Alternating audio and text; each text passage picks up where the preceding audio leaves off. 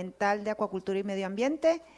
Les ruego guarden silencio, tomen sus lugares para poder escuchar a su compañera Granados Vázquez, que les va a presentar sus avances de tema de tesis, su, de su tesis, lo que nos va a demostrar su hipótesis, cómo ha ido evaluando para probar lo que quiere probar, ¿no? Entonces le damos la bienvenida. Todo tuyo, el escenario. Lúcete. Bueno, buenos días a todos. Mi nombre es Celia Granados Vázquez y voy a presentarles mi trabajo de tesis, que es la evaluación del efecto de Pontibacillus en variables productivas y sistema inmune de Macrobranchium tenellum, tratado con vibrio en condiciones de laboratorio.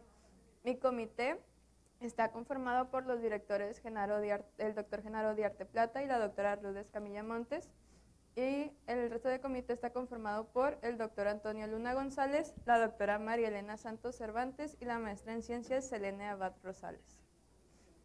Bueno, la especie de Macrobranchium tenellum se distribuye en altas densidades de forma natural desde Sonora hasta Perú.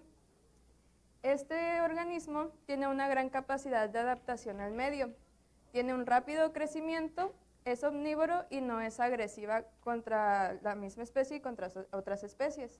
Una característica muy importante o una característica de este organismo es que su desarrollo está dividido como en dos etapas o en dos ecosistemas, en el cual durante su etapa adulta ellos permanecen en agua dulce, pero cuando llega el tiempo de reproducción suelen migrar a aguas más salobres, donde ellos se reproducen, desovan y eclosionan las larvas, y estas larvas, una vez que llegan a etapas más juveniles o adultas, regresan de nuevo a aguas dulces. Los meses de mayor abundancia de Macrobranchium tenellum es en periodos de abril a julio, que normalmente es en temporadas de lluvia. La acuacultura del género Macrobranchium pues ha contribuido o ha tenido un crecimiento exponencial a nivel global. Dentro de los beneficios que nos proporciona los cultivos acuícolas de este género están los bioecológicos, los nutrimentales y los socioeconómicos. Y un aspecto importante que debemos tener en el momento de los beneficios nutrimentales es asegurar la inocuidad alimentaria. Pero como todos sabemos, los cultivos acuícolas pueden ser dañados o pueden presentar enfermedades si no se tiene un buen manejo. Estas enfermedades pueden ser causadas ya sea por bacterias o por parásitos, y estas pueden causar grandes pérdidas económicas.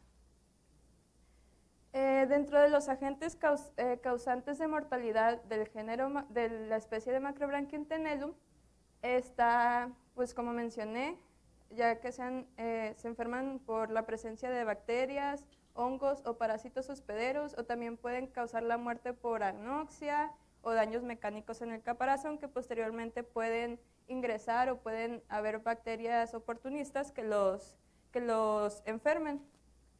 Dentro de las bacterias que generan grandes problemas en la acuacultura está el género Vibrio, las cuales son bacterias gram negativas, tienen una gran capacidad de adaptación al medio, son patógenos oportunistas como mencioné anteriormente, y también tienen una gran capacidad de producir biofilm. El biofilm les permite permanecer dentro de los organismos o dentro de nuestros sistemas de cultivo. Para combatir lo que es, o para prevenir lo que es la presencia de estas enfermedades o bacterias patógenas, se pueden utilizar los probióticos. ¿Qué es un probiótico? Es un organismo vivo que en cantidades adecuadas puede conferir beneficios a la salud del hospedero. Y una característica que debe tener este probiótico es que debe resistir los tiempos de digestión y pH sin perder su viabilidad. La bacteria probiótica que se evaluó es Pontibacillus sp, que fue aislada y caracterizada por Cruz Cervantes en el 2020. Y dentro de las características que más destacan de esta bacteria como probiótica es que tiene una gran capacidad de autoagregación, una gran capacidad de hidrofobicidad y también que tiene una capacidad moderada de biofilm y tiene una actividad antagónica con el género Vibrio, o más específico con la especie de Vibrio parahemolíticus. Dentro de los antecedentes del uso de probiótico está Mujer Regiman y colaboradores en el 2010, los cuales evaluaron 2 probióticos, una de Bacillus y otra de Vibrio. Ellos agregaron estos probióticos en el agua y encontraron que no mostraron diferencias significativas ni en el crecimiento ni en la supervivencia respecto al control en el uso de estos probióticos. Y fue en un cultivo de Macrobranchium rosenbergi.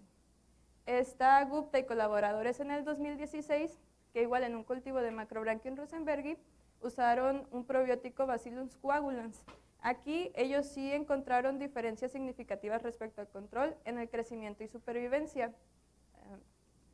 Y está Cruz Cervantes en el 2020, que como mencioné, aisló y caracterizó Pontibacillus, y ella menciona que esta bacteria como probiótica tiene una alta capacidad hidrofóbica y es resistente a antibióticos, que son características también importantes para el uso de los probióticos. Y está Assad y colaboradores en el 2021, quienes evaluaron el uso del probiótico comercial Cimetin en densidades de 2 a 5 individuos por metro cuadrado y en cultivos de Macrobranchium rosenbergi. Y ellos también encontraron que el uso de este probiótico aumentaba el crecimiento de los organismos.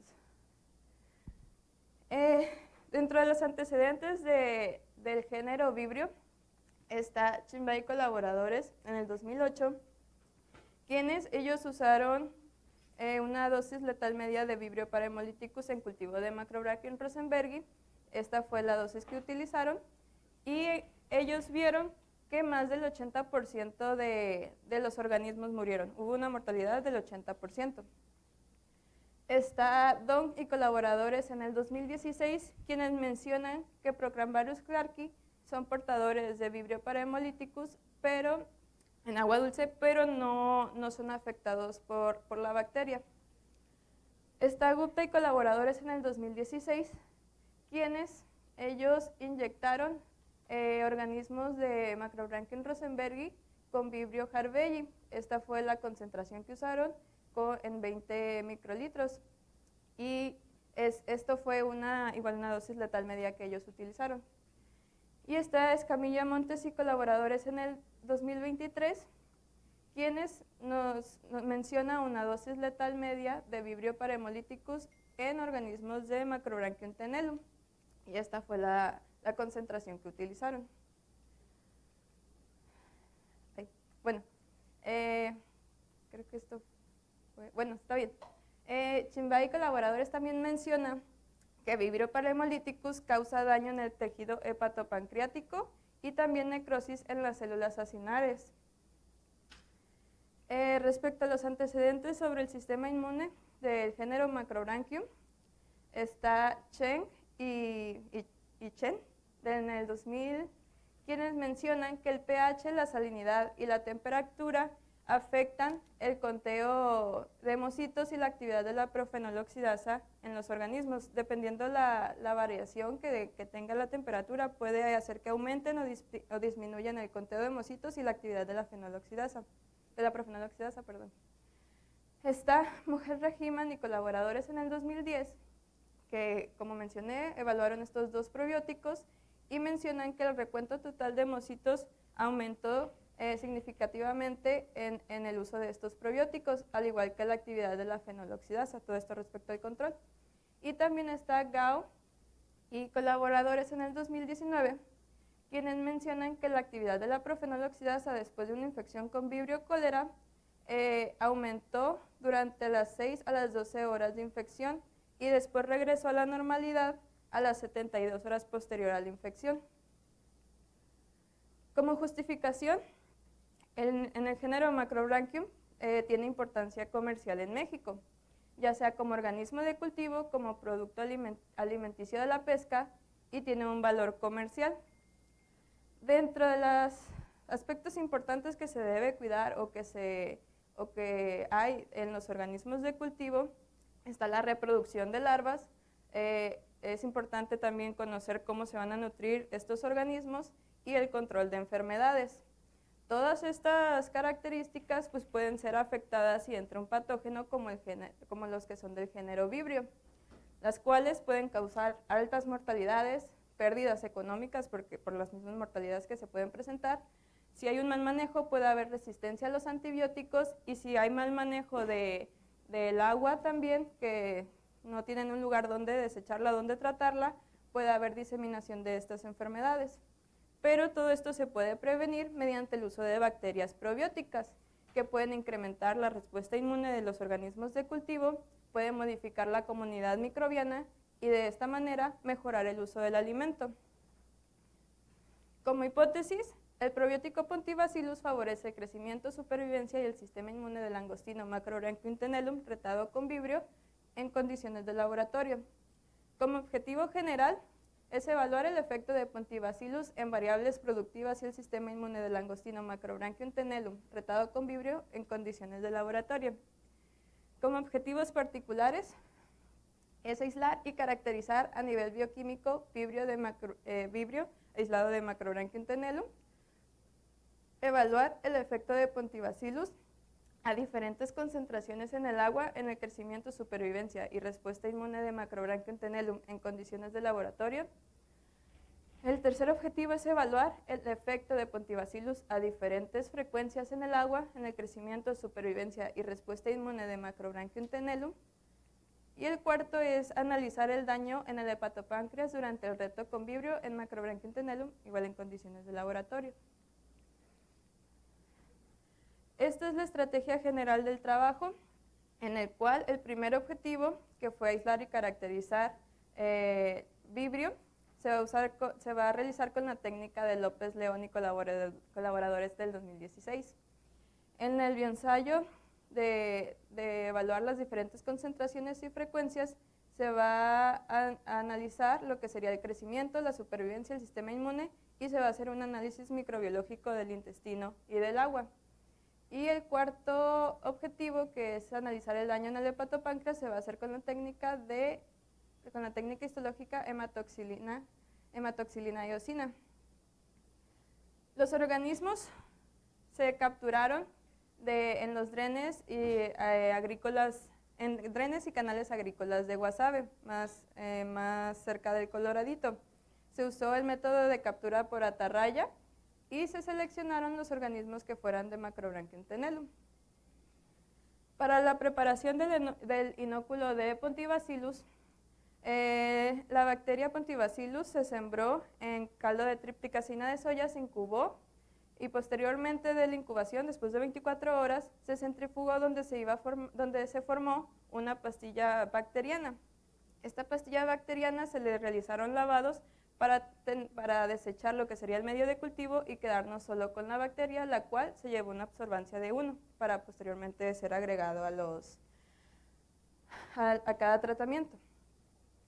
En el aislamiento de Vibrio se seleccionaron 4 organismos de Macrobranchium tenellum a los cuales se le disectó lo que sería el intestino. Posteriormente se maceraron y se cultivaron en un medio cromoagar. Después de plaquear en el cromoagar, se hicieron estrías igual en cromoagar para asegurar de que estuvieran bien aisladas, y posteriormente se hicieron 5 purificaciones en caldo de tripticacina de soya para finalmente hacer masivos y poder almacenar ya cada aislado pues bien purificado, que no estuviera otra bacteria presente. Para la caracterización a nivel bioquímico de Vibrio se hizo una prueba de hemólisis, esta la cual nos indica es qué capacidad tienen las bacterias de lisar los eritrocitos. Entonces, son 3 tipos, alfa, beta y gamma. La que se buscó fue la beta, ya que hay una hemólisis total de los eritrocitos, es decir, que hay daño en las células sanguíneas, por lo que estas bacterias son patógenas. Se hizo una cinética de crecimiento bacteriano para conocer a qué hora o en qué tiempos la bacteria crecía. Se hizo un conteo de las unidades formadoras de colonias por mililitro para conocer en qué cantidades y en qué para conocer, dependiendo del volumen que tengamos, cuánta bacteria está en ese volumen. Se analizó lo que sería la morfología, el arreglo celular y la tinción Gram. Se hizo una prueba de adhesión microbiana a los solventes, qué capacidad tienen estas bacterias de adherirse a las paredes, ya sea del intestino o a las paredes que se encuentran en el medio. Se hizo una prueba de autoagregación, conocer qué capacidad tienen estas bacterias de agregarse entre ellas, de estar en conjunto. Una prueba de coagregación también se hizo con los vibrios, con Pontibacillus, perdón, para conocer cuál es la capacidad que tienen ellas de cómo interactuar y crecer en conjunto. Se hizo una prueba de formación de biofilm para conocer cuál es la capacidad que tienen de formar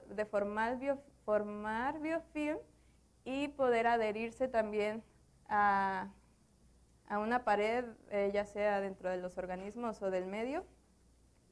Se hizo una prueba de tolerancia a la salinidad para conocer en qué salinidades pueden crecer, una tolerancia al pH igual, para conocer en qué tipos de pH crecen. Y se hizo una prueba de la actividad enzimática extracelular para conocer qué proteínas, si tienen actividad de proteasas y lipasas, estas bacterias. Se hizo una prueba también de antagonismo con Pontibacillus para conocer si Vibrio es antagónica o no con Pontibacillus. Y se hizo una prueba de resistencia a los antibióticos para conocer qué tan susceptibles o resistentes pueden ser a diferentes antibióticos, que serán oxitetraciclina, florfenicol, enrofloxacina, streptomicina y gentamicina. Se realizó un bioensayo para determinar la concentración letal media de los vibrios en los langostinos de Macrobranchiantenellum. Aquí se realizaron 5 tratamientos por triplicado con diferentes concentraciones de vibrios, 100, 1000, 10.000 y 100.000 unidades formadoras de colonia por mililitro. La infección fue por inyección, se alimentaron 2 veces al día con alimento comercial, se tomó temperatura, pH y salinidad diariamente, igual la mortalidad una vez que se infectaron se revisaba diariamente o cada cierto tiempo de horas y tuvo una duración de 4 días. Se utilizaron 10 organismos con un peso de 5.9 gramos. Se realizó otro bioensayo en el cual se evaluó ahora lo que sería diferentes concentraciones de la bacteria probiótica.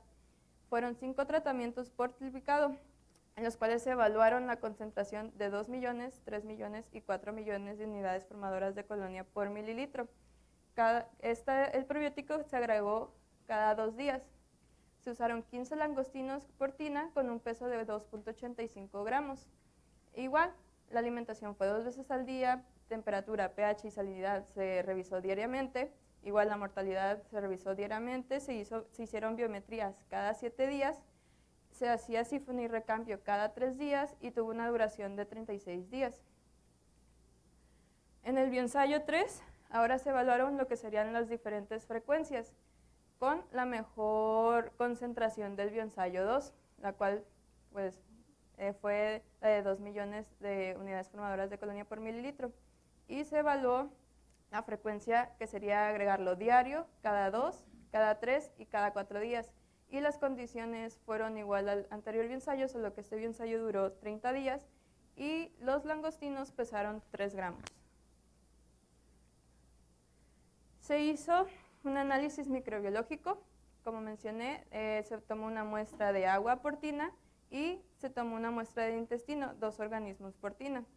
Estas muestras se les hizo diluciones, que sería hasta la dilución 10 a la 2. Se plaquearon en tripticacina de soya y en tiosulfato citrato bilisacarosa o TCBS. Se plaquearon en estas cajas. Estas fueron para las bacterias totales y las TCBS para el vibrio. Posteriormente, ya que se hicieron estos plaqueos, se calentaron las muestras a 80 grados centígrados por 10 minutos para plaquear lo que sería ahora los bacillus, que es en TCA, se plaqueó en TCA. Se le hizo un análisis del sistema inmune, en la cual se tomó una muestra al tomar la muestra de hemolinfa, se puso con anticoagulante en una porción 3:1. El anticoagulante se mantuvo a 4 grados centígrados.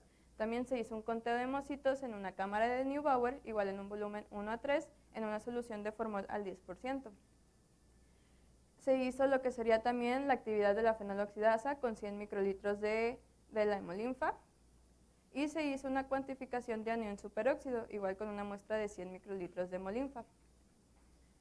Se va a realizar un análisis histológico del hepatopáncreas de Macrobranchiantenellum, en la cual, después de las infecciones, se van a seleccionar los organismos moribundos en diferentes tiempos, que van de cada 3 horas, del 0 a las 24 horas, y posteriormente cada 24 horas, las 24 hasta las 96 horas. Ya que se toman las muestras, se van a fijar en formol al 10%. Una vez que se fijaron, se le van a hacer una deshidratación en baños de etanol. Estos serían los baños de etanol que se van a realizar, y los tiempos cada hora van a durar 1 hora. Posteriormente, se van a hacer 3 baños en parafina a 67 grados centígrados, y se van a realizar cortes con un microtomo y se observarán en un microscopio los cortes. Y como mencioné, el colorante que se va a utilizar es hematoxilina y eosina. El análisis de datos de la tasa de crecimiento específico, la supervivencia y el sistema inmune, se le hizo una prueba de normalidad y de Kolmogorov-Smirnov y una de homoelasticidad de Bartlett. Los datos que se obtuvieron eran paramétricos, por los que se les hizo una ENDEVA de una vía y posteriormente un TUCI.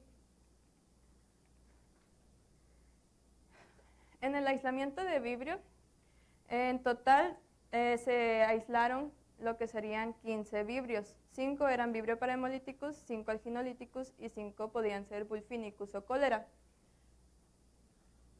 Pero de esos aislados, solamente 6 tenían lo que sería la hemólisis beta, la que sería la 3A, 4A, 1B, M, el aislado 1M y el 2A. Solo que los aislados que tienen la A podían ser vibrio cólera, por lo que se descartaron y solamente se utilizó el aislado 1B, M y 1M, los cuales son del género parahemolíticos, y está del alginolíticos. En la prueba de tinción Gram y morfología de los aislados, todas las bacterias fueron Gram negativas y tenían una forma basilar curvo, lo cual concuerda con lo mencionado por Thompson y colaboradores en el 2004 y por Tilde en el 2005, quienes mencionan que las bacterias del género Vibrio son bacterias Gram negativas con forma basilar curva o en forma de coma. En el porcentaje de adhesión microbiana a los solventes, se observó que las bacterias tenían una capacidad moderada de formación de biofilm, lo cual concuerda con lo mencionado por López León y colaboradores en el 2016 y Ashrafuldoula y colaboradores en el 2021, quienes ellos presentaron que López León aisló vibrios de camarón, y sus aislados presentaban más del 60% una actividad moderada. Y en Ashrafuldoula, sus aislados de vibrio el 38% presentaba también actividad moderada de adhesión microbiana a los solventes. En la prueba de autoagregación y coagregación, igual se observó que en la prueba de autoagregación que los aislados presentaban una autoagregación alta, mientras que en la prueba de coagregación con Pontibacillus fue baja, lo cual en la prueba de autoagregación no concuerda con López León y colaboradores en el 2016, ya que ella presentaba valores de más del 90% en la prueba de autoagregación. Y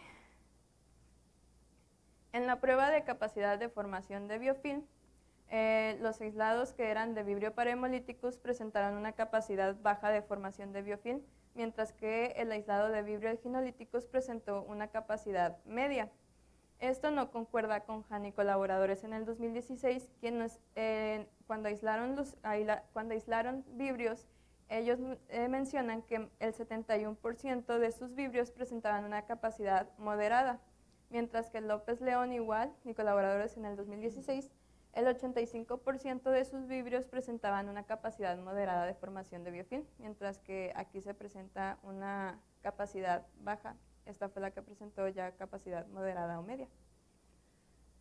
En la fase de crecimiento, los aislados se observó que después de 3 horas de que se sembraron, empiezan su fase exponencial de crecimiento.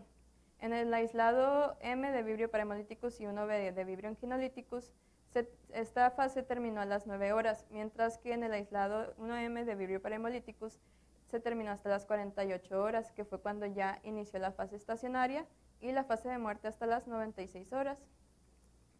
Esto no concuerda con lo mencionado con López León y colaboradores en el 2016, quienes en su aislado de Vibrios parahemolíticus menciona que la fase exponencial de esta cepa fue después de las 12 horas desde su siembra y la fase estacionaria inició a las 96 horas, pero sí concuerda con Flores Dominic en el 2017, ya que al aislar un Vibrio fluvialis, él menciona que su fase exponencial inició a las 3 horas y terminó a las 6 horas desde su siembra. En el conteo de las unidades formadoras de colonia por mililitro, estos fueron lo que se obtuvo. 3.3 por 10 a la 8 unidades formadoras de colonia por mililitro en el aislado 1M de Vibrio parahemolíticus, 8 por 10 a las 5 unidades formadoras de colonia por mililitros en el aislado M de Vibrio parahemolíticus, y en el aislado 1B de Vibrio anquinolíticus fue 2.7 por 10 a la 6. En la prueba de tolerancia a la salinidad, se observa que en un rango de 0.5 a 2% de salinidad, los aislados crecieron de manera alta a moderada. De 3 a 5, en el aislado 1M y 1B, se observa un crecimiento moderado, mientras que en el aislado M un crecimiento bajo, y así posteriormente, de 6 a 12, se observa un crecimiento bajo. Por lo que se puede decir que estos aislados pueden ser bacterias halófilas, ya que aunque crecen poco, sí hay crecimiento en 12% de salinidad. Esto concuerda con lo mencionado por Tarazona y Hanampa en el 2017, quienes mencionan que los vibrios pueden tolerar salinidades de 1 al 10%. En la tolerancia al pH, todos los aislados crecieron bien en los pHs de 5 a 9, presentando mayor crecimiento ya sea en pH de 7 a 8 y de 8 a 9. Esto también concuerda con lo que se menciona por Madigan y colaboradores en el 2015, quienes mencionan que el pH óptimo para el crecimiento de vibrios es de 7.8 a 8.6. En la actividad enzimática extracelular, se observa que los aislados tienen capacidad o actividad de las proteasas, como se ve aquí, y solamente el aislado 1M presentó actividad de lipasas. Esto concuerda con lo mencionado con López León y colaboradores en el 2016, quienes todos sus aislados presentaban capacidad o actividad de las proteasas, mientras que no presentaba actividad de lipasas. Y un aspecto importante que menciona Quesada, Herrera y colaboradores en el 2004 es que cuando las bacterias, por ejemplo patógenas, tienen una alta producción de enzimas proteolíticas, esto puede ser un signo de una alta virulencia de estas bacterias. En la resistencia a los antibióticos, se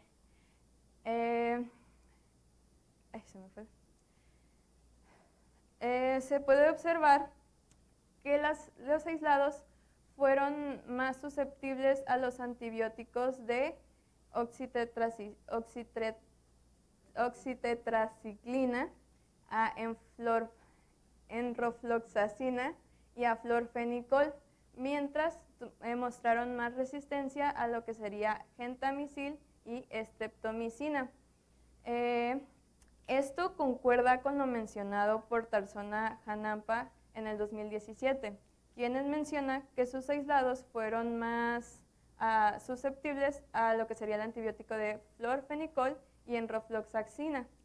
También concuerdan los resultados con Norlis y colaboradores en el 2011, ya que ellos mencionan que los vibrios que aislaron fueron más resistentes a gentamicina y a streptomicina, pero no concuerda con lo mencionado por Grandes Ábalos en el 2020, ya que aquí sí menciona que había más susceptibilidad en los antibióticos de enrofloxacina, mientras que la oxitetracina menciona que hubo más resistencia. Esto es lo que no concuerda con los resultados obtenidos, ya que, como mencioné, la oxitetraciclina sí presentaron más susceptibilidad a ese antibiótico. En la prueba de antagonismo,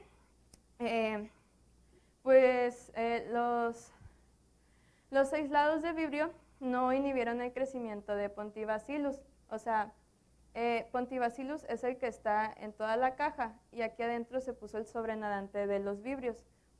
Por lo que si hubieran sido Pontivacillus susceptibles a los vibrios, se hubiera visto un halo de inhibición de la bacteria. Como no se observa, significa que el probiótico Pontivacillus inhibe el crecimiento o no es susceptible a estos vibrios, lo cual concuerda con Cruz Cervantes en el 2020, ya que ella menciona, que fue la que aisló este Pontivacillus, Pontivacillus inhibió el crecimiento de Vibrio parhemolyticus, que fue el que ella utilizó.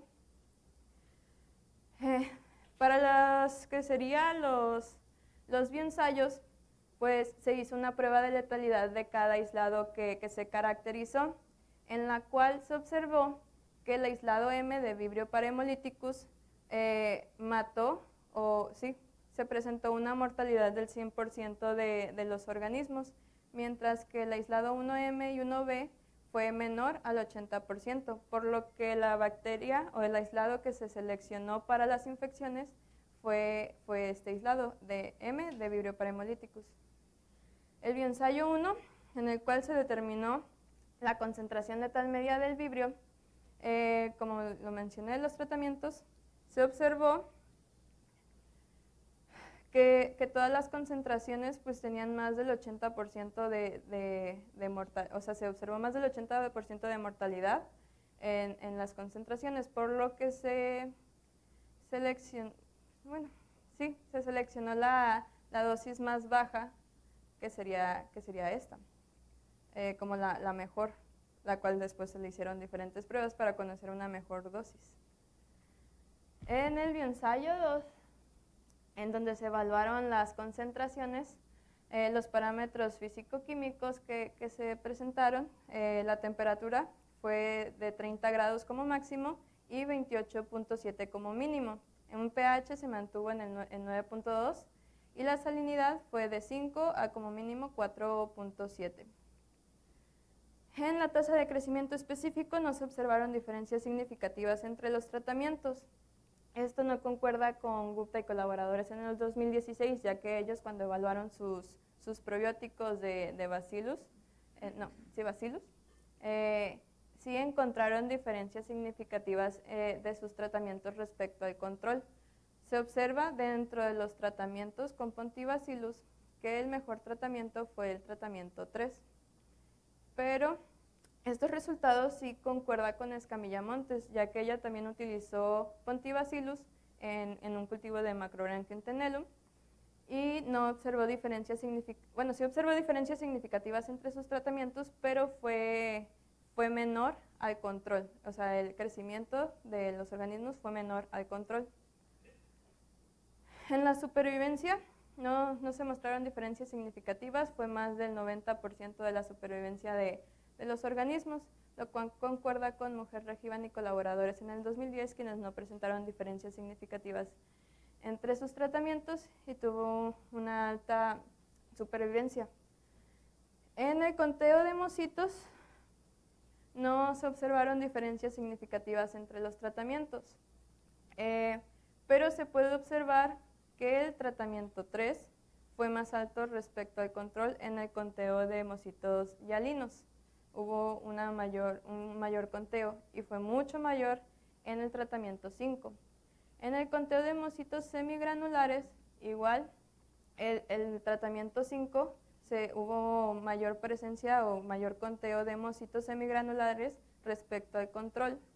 Y en el conteo de hemocitos granulares, el tratamiento 5 fue similar al control negativo, pero el positivo fue más bajo que el tratamiento. Y también se ve una similitud en el tratamiento 3 respecto al control.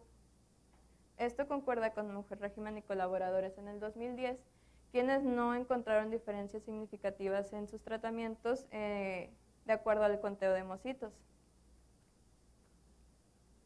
En la respuesta inmune sí se observó diferencia significativa en la actividad de la fenoloxidasa, en la cual el tratamiento 2, que sería el control positivo, se vio más alto que el tratamiento 4, que sería el que se le agregó 3 millones de unidades formadoras de colonia por mililitro.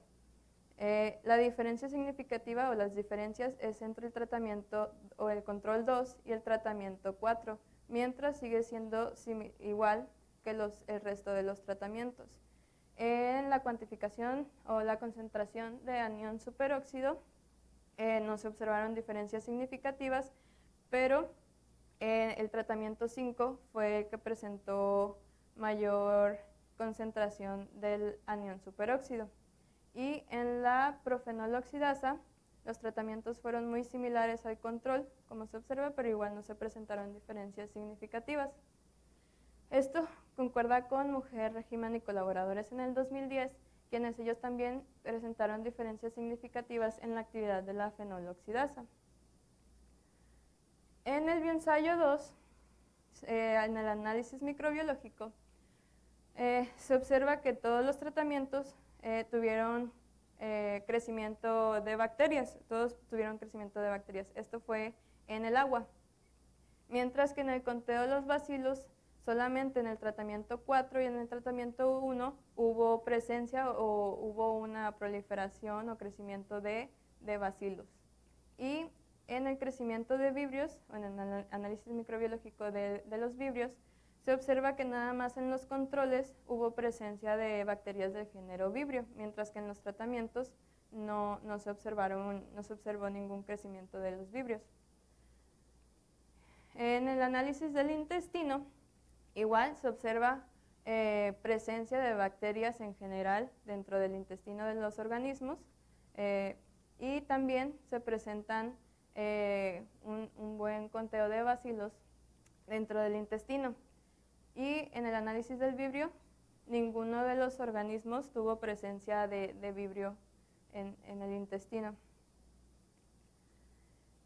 Para el bioensayo 3, los parámetros físico-químicos fueron los siguientes. La temperatura varió de los 28.1 a los 27.6 grados centígrados. El pH se mantuvo de 9 a 8.8 y la salinidad fue de 5, con un pequeño variación aquí de 4.6 de salinidad. En la tasa de crecimiento específico no se presentaron diferencias significativas entre los tratamientos, pero se observa que el tratamiento 3 tuvo una mejor tasa de crecimiento específico, fue más alta respecto al control y a los demás tratamientos. En la supervivencia después de la infección con Vibrio parahemolyticus, se observa que la supervivencia fue de menos del 30%, siendo el control y el tratamiento 3 los más similares con la supervivencia, pues el porcentaje de supervivencia fue muy similar. Esto concuerda con Valera en el 2020, quienes ella mencionó que la mortalidad que tuvo ella en su trabajo se lo atribuía más a que los organismos cuando estaban vulnerables se atacaban y causaban daños que causaba la mortalidad. En el conteo de hemocitos hubo diferencias significativas en el conteo de hemocitos hialinos, el cual se presentó la diferencia entre el control, que sería el tratamiento 1, y el tratamiento 4, siendo un conteo más bajo en el tratamiento 4 y más alto en el control. mientras fue muy similar en el tratamiento 2 y 3 el conteo de hemocitos. En los hemocitos semigranulares, igual, el tratamiento 1, que es el control, fue el más alto, mientras que fue muy similar el tratamiento 5. El tratamiento 2 y 3 igual se ven similares, siendo un poco más alto el tratamiento 2. Y en el conteo de hemocitos granulares, igual como se observan en todos los conteos, el control presentó un conteo más alto respecto a los tratamientos, pero similar a lo que sería el tratamiento 4. Esto puede ser ocasionado debido a la adición de los probióticos, ya que Smith y colaboradores en el 2003 y Dantas y colaboradores en el 2009 menciona que cuando nosotros adicionamos una bacteria o un probiótico o alguna bacteria o agente extraño dentro de nuestros tratamientos, dependiendo del tiempo que haya pasado de cuando se adicionó esto, puede afectar el conteo de hemocitos, haciendo que disminuyan, por lo que después de cierto tiempo puede regresar a lo normal, al conteo normal que se presentan sí, pues de manera de que no le hayan adicionado ningún agente extraño o externo. La respuesta inmune, se observaron diferencias significativas en la concentración del anión superóxido, en la cual la diferencia fue entre el control y el tratamiento 5, siendo más alto lo que sería el control y el tratamiento 5 más bajo, pero se observa que los demás tratamientos son similares a estos dos. En la actividad de la fenoloxidasa se observa, igual no se presentaron diferencias significativas, pero los tratamientos respecto al control fueron muy similares. Y en la prueba de la profenoloxidasa igual no hubo diferencias significativas y los tratamientos fueron similares al control. Esto no concuerda con Mujer Régimen y colaboradores, ya que él sí presentó diferencias significativas en la actividad de la fenoloxidasa. En el análisis microbiológico del agua se observó que sí hubo crecimiento de bacterias en todos los tratamientos y también hubo crecimiento de bacterias en los bacilos, pero se observa que en los tratamientos en los cuales se le adicionó Pontibacillus fue más alta respecto al control, y en los vibrios sí, igual sí se presentó lo que sería la presencia del vibrio en todos los tratamientos. En el análisis microbiológico del intestino, igual las bacterias totales, hubo crecimiento de bacterias en todos los tratamientos, siendo muy similar o un poquito más alto en los tratamientos con Pontibacillus. En los bacilos también hubo crecimiento, pero aquí sí fue similar o casi igual al control, y también se presentó lo que sería crecimiento de vibrio en todos los tratamientos. Como conclusiones, 3 de los 15 aislados presentaron hemólisis beta, con capacidad de autoagregación alta, una capacidad de hidrofobicidad moderada y una formación de biofilm moderada y una actividad proteolítica buena. El aislado M de Vibrio parahemolíticos fue el que presentó mayor mortalidad en la infección de Macrobranchium tenellum. El ensayo 2, el tratamiento 3, que fue el de 2 millones de unidades formadoras de colonia por mililitro, presentó mayor tasa de crecimiento, la supervivencia fue igual respecto al control, y la respuesta inmune fue mayor que el control en algunos análisis. En el bioensayo 3, el tratamiento 3, que fue el de 2 millones de unidades formadoras de colonia por mililitro, que se agregó cada 2 días, fue el que presentó mayor crecimiento, la supervivencia fue igual al control y la respuesta inmune fue similar al control. Este es mi cronograma de actividades, voy en el 4º semestre y me falta lo que sería el objetivo 4, que ya está por realizarse en una estancia en Ciudad de Mazatlán con la maestra Selene. Gracias.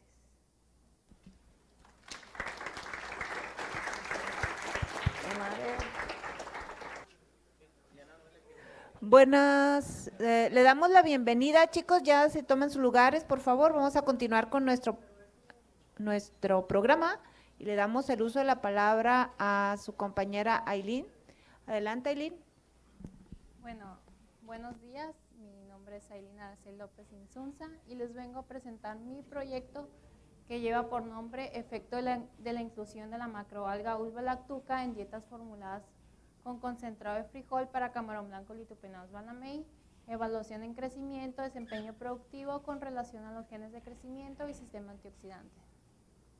Mi comité tutorial está formado por el Dr. Herbie Rodríguez González, el Dr. Carlos Ligne Calderón, el Dr. Píndaro Álvarez Ruiz, el Dr. Juan Carlos Sainz y el Dr. Miguel Ángel López Reyes. En los últimos años, la acuacultura ha sido una de las tecnologías de mayor crecimiento mundial, generando un aumento en las producciones en la demanda de alimentos, mostrando cómo los productos del mar pueden ser cultivados y al mismo tiempo proporcionar fuentes de proteína y seguridad alimentaria hacia el consumidor. Una de las especies de mayor importancia comercial es el camarón blanco Litupenaos banamey, que representa el 69% de la producción acuícola en México. Se considera un sistema agroalimentario de mayor crecimiento, cuya producción ha aumentado hasta un 86% en los últimos 10 años. México se encuentra entre uno de los mayores productores de esta especie, con aproximadamente 160,000 toneladas, donde Sinaloa también se encuentra en primer lugar, aportando el 40.3% de la producción, de los cuales el 70% proviene de granjas camaroneras y el otro 30% proviene de la vida silvestre. Sin embargo, el éxito de todos estos cultivos depende mucho del manejo del alimento y la nutrición del camarón, ya que la alimentación representa entre el 40 y el 60% de los costos de producción. E incluso se han reportado por varios acuacultores de la región que estos porcentajes ya llegan hasta el 80%.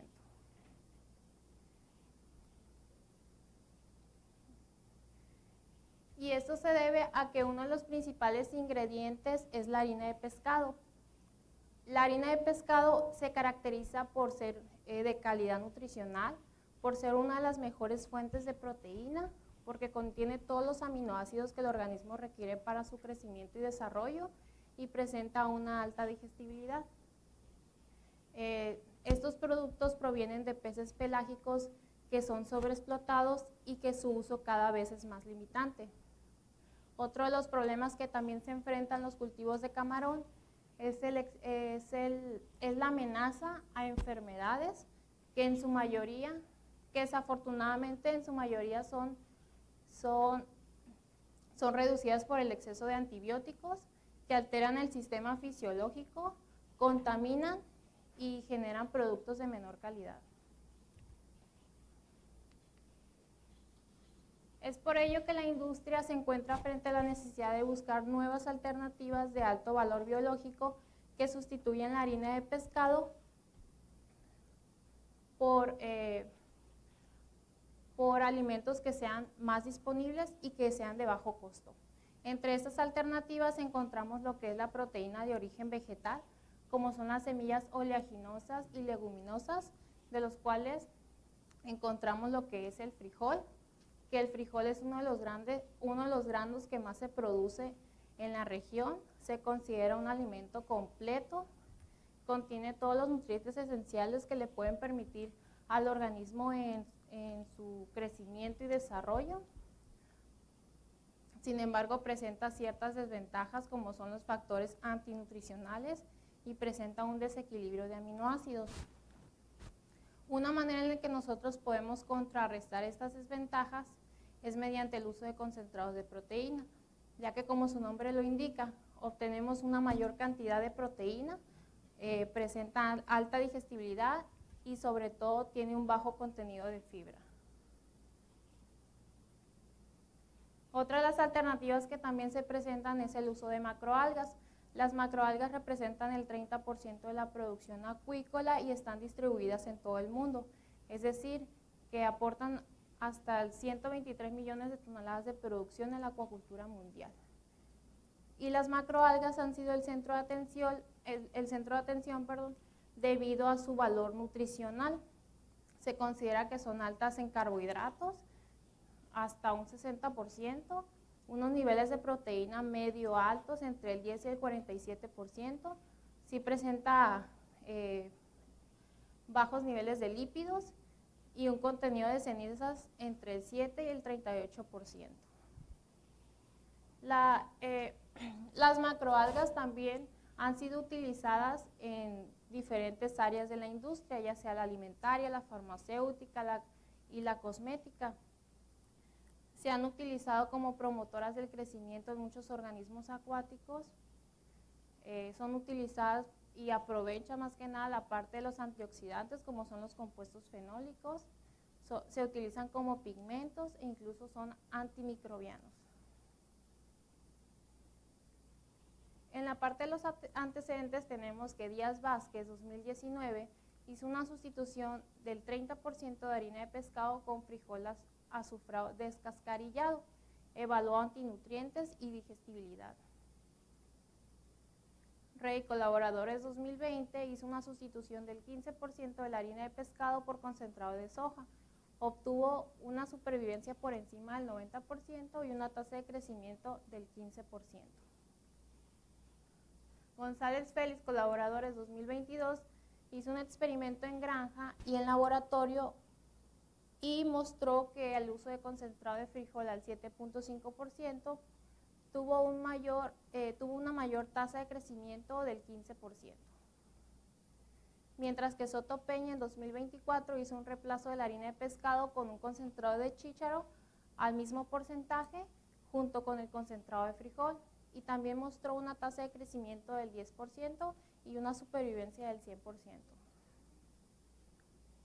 Por otro lado tenemos a Porchas, colaboradores, 1999, donde hizo un ensayo de 10 días utilizando viendo el efecto que tiene el usar la macroalga y el no tenerla. Los resultados fueron obtener organismos sin macroalga de 0.46, mientras con la adición de la macroalga tuvo organismos de hasta 3.98 gramos. Cruz Suárez, colaboradores, 2008, usó ulvaclatata al 5%, donde tuvo una tasa de crecimiento del 60% e incluso se vio una reducción del 10 al 45% en el factor de conversión alimentario. Mientras que Valdés Chávez, son datos que aún no se publican, evaluó los extractos metanólicos de 3 tipos de macroalgas, que es Ulva lactuca, Sargassum silicola y Gracilaria parvispora. De aquí se tomó lo que fue la macroalga Ulva lactuca para el proyecto, ya que Ulva lactuca representó el 38.5% en actividad antioxidante por el método de DPPH. Peña Rodríguez, colaboradores, 2020, menciona que una inclusión entre el 5 y el 10% de macroalga en alimento para peces y crustáceos es ideal para optimizar el crecimiento.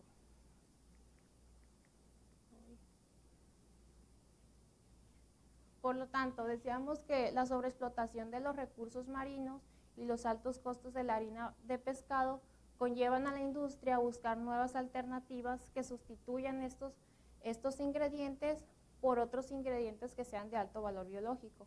Entre ellos mencionábamos que teníamos el concentrado de frijol, que es un alimento completo, y las macroalgas, que contienen aminoácidos esenciales y no esenciales, se encuentran disponibles y resultan menos costosas en comparación a la harina de pescado.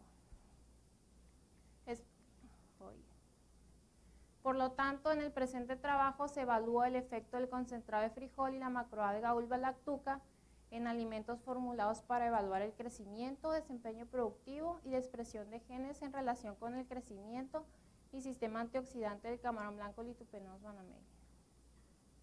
Como hipótesis tenemos la sustitución de la harina de pescado por la mezcla de la macroalga Ulva lactuca y concentrado de frijol al 15%, aumentará un 10% en crecimiento y mejorará la capacidad antioxidante en el camarón en comparación al alimento convencional.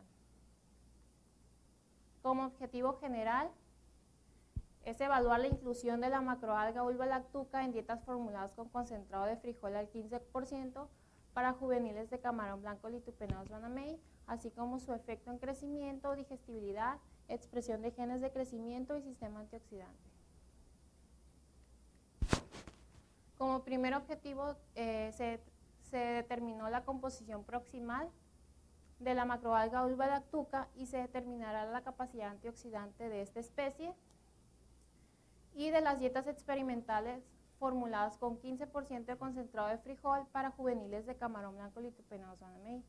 Se evaluó el efecto de las dietas experimentales sobre las variables productivas. Se determinará la digestibilidad de los ingredientes alimentados con las dietas experimentales y por último se identificará la expresión de los genes relacionados con el sistema antioxidante y genes de crecimiento. El proyecto inició a partir de la recolección de las macroalgas. Nuestra área de estudio fue el sistema lagunar de la bahía de Navachiste. Nuestros puntos de recolección fue el Cerro de las Chivas 1 y 2 y Las Peñitas. Durante el periodo de febrero a julio de 2023 se realizaron 6 muestreos. En cada muestreo se tomaron las macroalgas, se guardaron en hieleras, se transportaron al laboratorio de nutrición acuícola, se limpiaron, se secaron por 24 a 48 horas aproximadamente, se pulverizaron y se guardaron.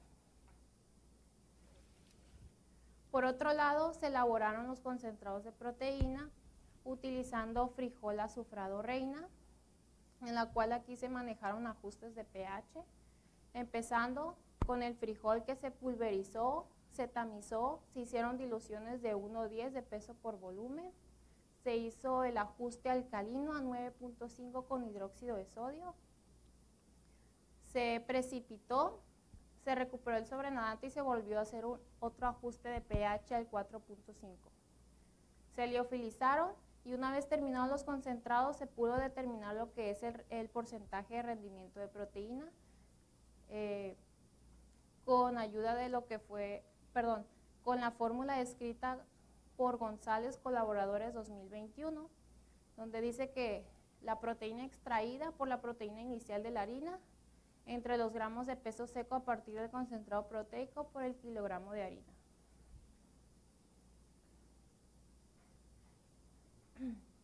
Para la elaboración de las dietas se utilizó concentrado de proteína de frijol al 15% y la macroalga Ulva lactuca en diferentes inclusiones, que fue al 2.5%, al 5% y al 7.5%.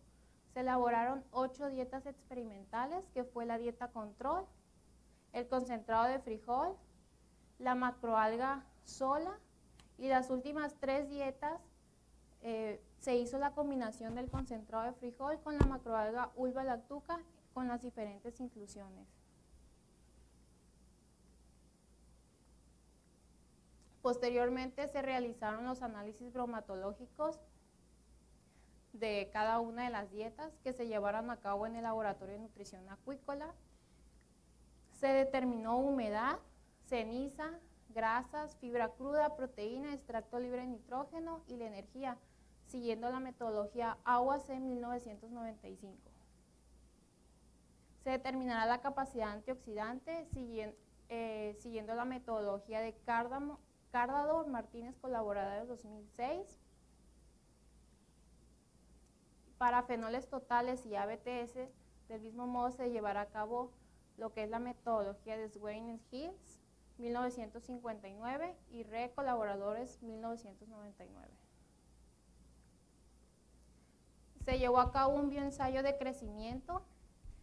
El bioensayo de crecimiento fue de sistema cerrado con recirculación de agua que tuvo una duración de 60 días. Se hicieron fotoperiodos de 10 horas luz y 14 horas de oscuridad. Se aplicaron los 8 tratamientos. por triplicado, con 30 organismos por tratamiento, es decir, 10 organismos por tara, con un peso inicial de 1.3 gramos, se alimentaron 3 veces al día, se tomaron biometrías semanales para calcular la tasa de crecimiento absoluta, la tasa de crecimiento específica, la supervivencia, la ganancia de peso y el factor de conversión alimenticio. Durante el bioensayo también se consideraron los parámetros físico-químicos de la calidad del agua, que fue temperatura, salinidad, oxígeno disuelto y el pH. Esos fueron los valores que se establecieron durante el bioensayo y pudimos observar que sí se encuentran dentro de los intervalos que reporta Hart y colaboradores 2006. Una vez terminado el bioensayo de crecimiento, se continuó durante 2 semanas con la alimentación, pero esta vez a las dietas se les agregó el óxido cromo como un marcador inerte para recolección de heces. Esto nos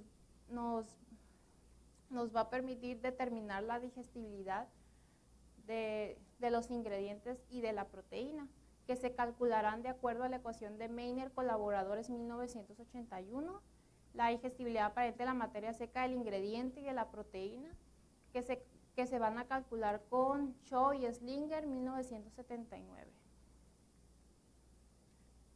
Al finalizar todo el bioensayo se hizo una prueba de estrés, donde se bajó la salinidad de 37 UPS a 15 UPS y se monitoreó con un refractómetro manual. Se hicieron extracciones de músculo y hepatopáncreas bajo condiciones de estrés en diferentes tiempos, que fue al tiempo 0, a la hora y a las 3 horas. Se hicieron las extracciones de ARN utilizando el trisol con un kit comercial Impro 2 Promega Mix de NEASA. Se hizo la construcción de la síntesis de cDNA y la amplificación en PCR. Estos datos se pasaron para aplicar la fórmula de 2-delta-delta-CT. Aquí menciono que solamente se ha hecho la parte de lo que es sistema antioxidante y está pendiente lo que son los genes de crecimiento que se van a llevar, que se van a realizar el próximo mes. Estos son los genes de referencia que se están utilizando, que es la beta-actina y el factor de elongación. Del sistema antioxidante tenemos el superóxido dismutasa, la catalasa y el glutatión peroxidasa. Mientras que en los genes de crecimiento tenemos el ATP sintasa y la enzima degradadora de glucógeno. Se realizó un análisis de normalidad, tuvimos análisis paramétrico, por lo tanto se usó una ANDEVA de una vía por la prueba de Tukey en la parte de crecimiento y en la parte de los genes del sistema antioxidante. En el cuadro 1 se presenta lo que es la composición química de los ingredientes que se utilizaron para la elaboración de las dietas experimentales. Se utilizó, bueno, aquí podemos resaltar la parte de lo que es la harina de frijol, que obtuvimos un 20% de proteína, en comparación a lo que es el concentrado de frijol, que pues tuvimos un 68%, es decir, que triplicamos la cantidad de proteína que tiene esta materia prima, ¿no? Si lo comparamos con lo que es la harina de pescado y la pasta de soya, obtuvimos menores niveles de proteína en comparación a lo que es el concentrado de frijol. Pero aquí quiero destacar la parte de lo que es la macroalga Ulva lactuca, que obtuvimos un 14% de proteína. Y menciono que las macroalgas también son ricas en proteínas y en aminoácidos que le pueden permitir a los organismos tener un mayor crecimiento y al mismo tiempo tener una mejor respuesta ante ciertos factores de estrés. Estos datos de la macroalga, de los niveles de proteína de la macroalga, los relacionamos con Fleurens en 1999 y él reporta que entre el 10 y el 26% de proteína de las macroalgas tienen un mejor efecto al incluirla en alimento para peces y crustáceos. Por lo tanto, estos datos concuerdan con lo mencionado por el mismo autor. Por otro lado, tenemos a Castro González, colaboradores 1996, que él trabajó con la misma especie de macroalga en épocas de verano y obtuvo una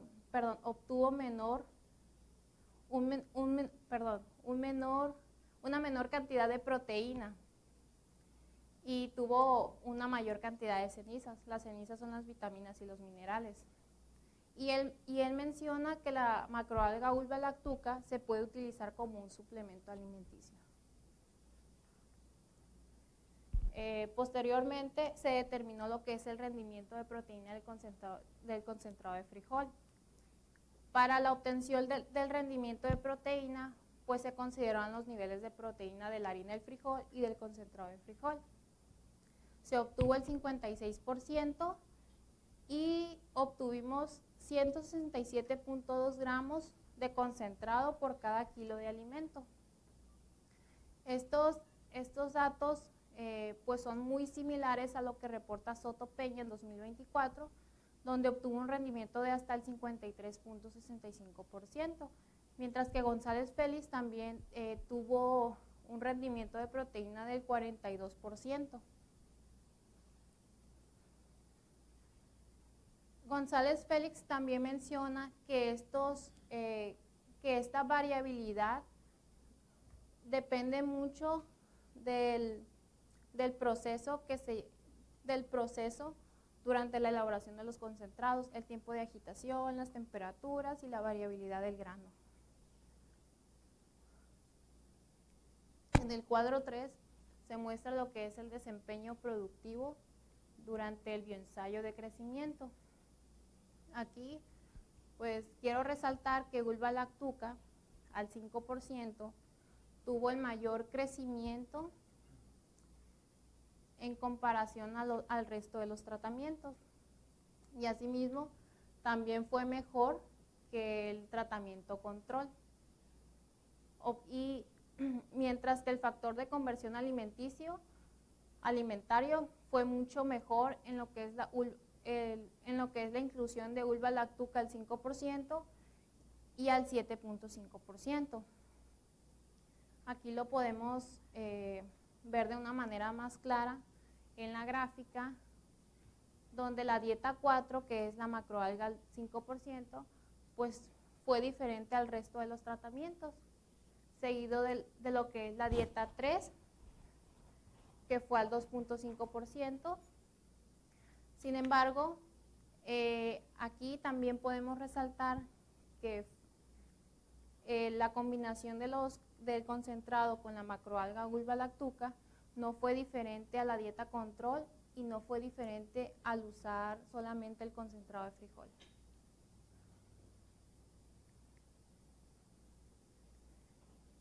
Esto lo relacionamos con lo mencionado por Soto Peña, que también trabajó con concentrados de proteína vegetal en camarón Peneus banamei. Ella utilizó concentrado de chícharo y frijol al 7.5% y obtuvo un mayor peso, mientras que González Félix también trabajó con concentrados de frijol al 7.5% y obtuvo un peso final de hasta 5.86 gramos. En este reporte, pues, no tuvimos, aquí no resultó mejor el combinar el concentrado de frijol con la macroalga, sino más bien tuvo mejor efecto al utilizarlos solos.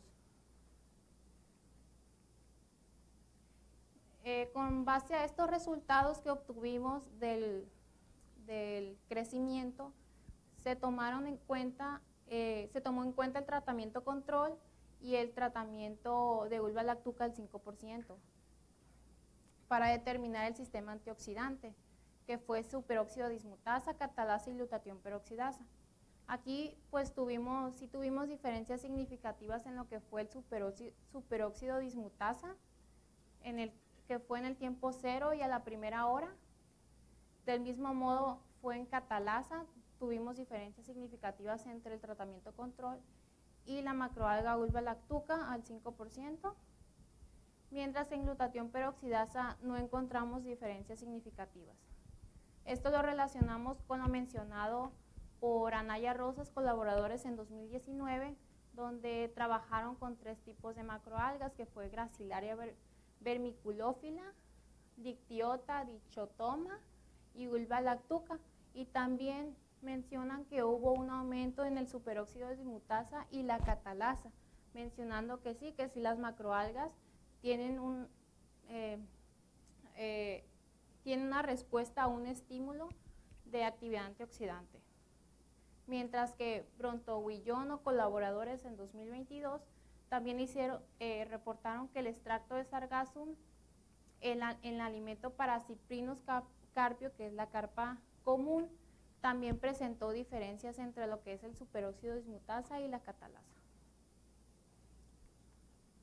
Este es mi cronograma de actividades. Actualmente estoy en el 4º semestre. Este mes quiero terminar la parte de capacidad antioxidante para empezar otra vez lo que es la parte de los genes de crecimiento y hacer digestibilidad. Mis limitaciones fueron los equipos y la estandarización y técnicas de laboratorio. Okay. Muchísimas gracias, Aileen. Un aplauso.